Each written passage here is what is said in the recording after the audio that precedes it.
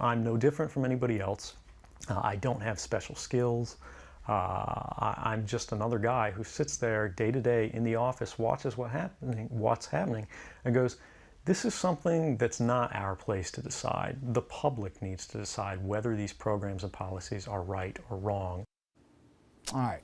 That's Edward Snowden, a name we're all learning here today, and also the man who leaked those classified documents about the NSA's secret surveillance programs. He's on the run, last spotted in a hotel in Hong Kong. Speaking to The Guardian, it's not clear where. 29-year-old former national security agent, or member of it, I should say, is headed right here, but even he admits it's not likely he's going to escape U.S. law enforcement to Hong Kong. Officials in U.S., we do have an extradition treaty, but China could refuse to hand over Snowden if they believe extradition or the request is, quote, politically motivated. Okay, Andrew, I'll start with you. Hero or traitor? Well, it's impossible to paint somebody that starkly with what limited information we have. I agree with the notion of bringing this information to light. Frankly, I don't understand why this information was classified to begin with. It's not like knowing the program exists would have changed the behavior of people who are potentially suspects in all of this. What he did the NSA chief completely disagree with you for whatever that's worth. I'm shocked that he would absolutely disagree with a program that he himself helped classify. But, you know, are there penalties for breach of basically the contract that he had when he signed up for that job? Absolutely, and he should be prosecuted for that. But not the same way that you would prosecute somebody for treason or for aiding and abetting the enemy.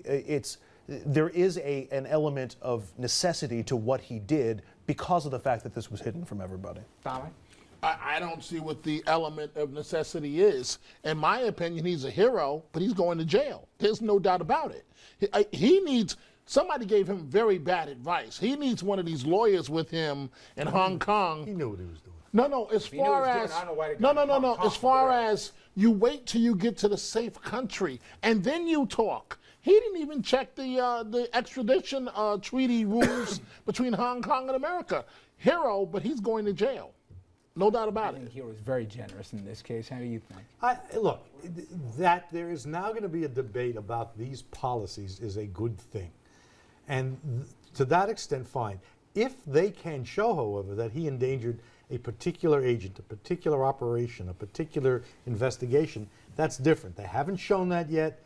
Right now, he's done the country a service. If there's more information showing he did worse, we'll have to wait and see, and we'll get that. He's not exactly a hero, but he's certainly not a traitor.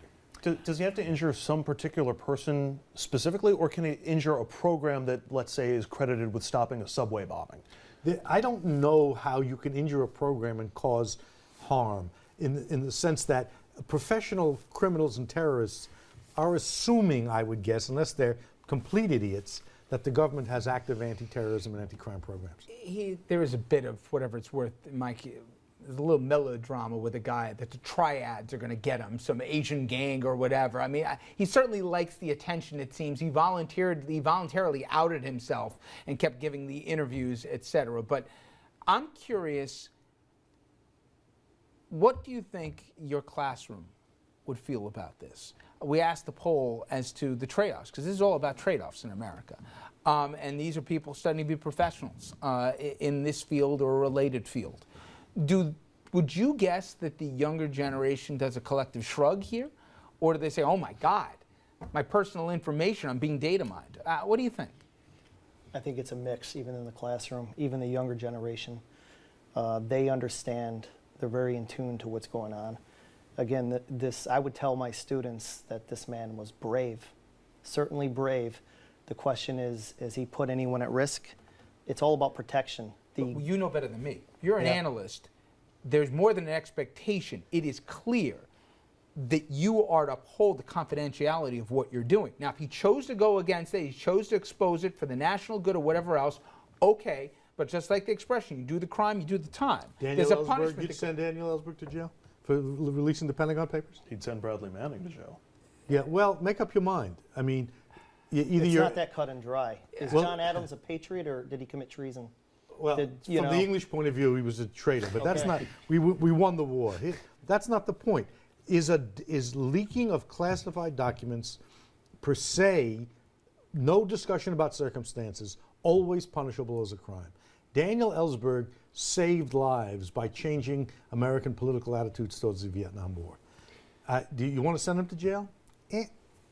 I think there's a chilling effect if you don't, or I think there's a harmful effect if you don't. Now you're basically greenlighting everybody that works in national security that has access to confidential information with security clearances. Time out. You have access to security clearance at the top level, and you're going to basically greenlight everybody to pick and choose what they're going to expose? Secrecy is more important than truth. Nobody forced him to get into that world. Secrecy is more important and make $200,000, by the way. Secrecy is more important than truth as a value in America. So who decides, Richard? Tough question. But what you've decided is that the guy who comes out in favor of truth is to be punished, and the guy who comes out in favor of secrecy... I'm sorry, if a police officer doesn't agree with a certain law, he should only enforce the laws he agrees with? Life is complicated. Well, let's assume that you work for the NSA and you learn that the United States is about to be led into an unnecessary war.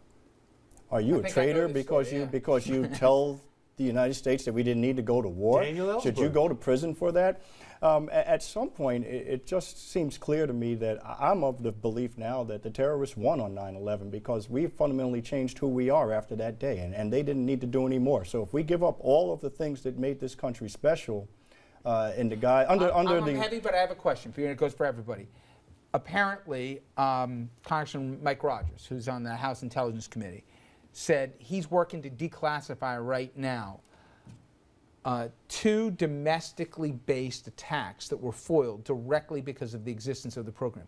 Is there any metric, Mayor, where you say, wait a minute, is it 50 lives? Is it 100 lives? Is it 5,000 lives? Is there a number that you say it's worth the trade-off? Well, I would tend to, first of all, I would like to see some evidence that there was no other way to thwart those efforts, because if you're mining everyone's data, I don't see how you can effectively do that and pinpoint anything to begin with. They'd argue, though, because it's data mining that he's forgotten more than I'll ever know, by having the ability to triangulate, you're only going to have the ones that have enough commonalities of threat that it'll come to the top. So while our stuff may be mined, they're not going after us unless something pings to the top.